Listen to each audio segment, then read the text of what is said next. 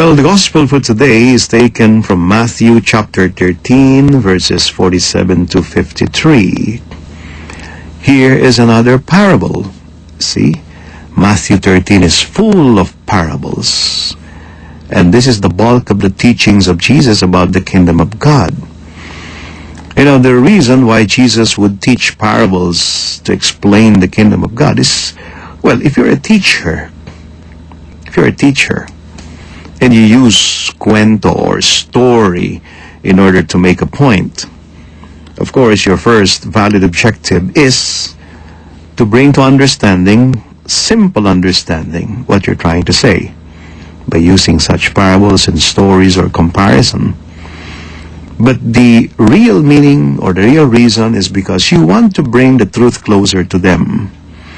You want to bring the reality closer to the people or to your students. You want them to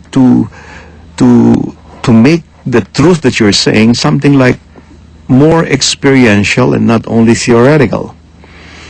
So when the leaders and the teachers of the Jews during those times would speak about the kingdom of God, well, the presentation is actually some sort of trying to impress the mind, trying to make the mind understand.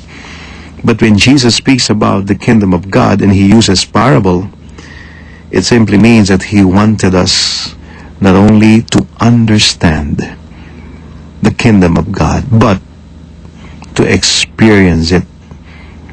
As we experience this earthly reality, such as, buying pearls, buying a field with a treasure, sowing the seeds, and making or baking a bread, all these things. These are experiences we have every day. We are in touch with such experiences. We have personal link with those experiences. Now, the reason why Jesus would use them to explain the kingdom of God is Jesus would also like us to have a personal link and experience of that kingdom. And so here he says the kingdom of heaven is like a net thrown into the sea, which collects fish of every kind.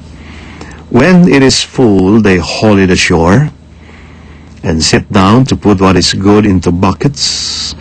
What is bad they throw away.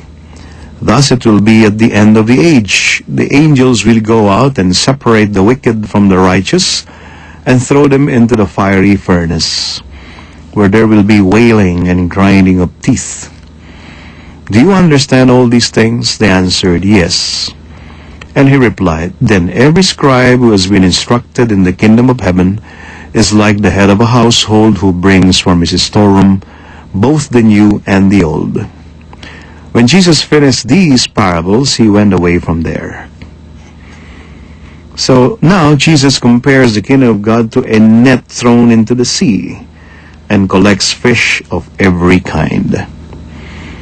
When it's full, they haul it ashore, and then the fishermen sit down to put what is good into buckets, and what is bad they throw away. Again, it's some sort of an eschatological parable telling us about what will happen at the end of time. And this is exactly what will happen at the end of time. The good and the bad will finally be separated from one another.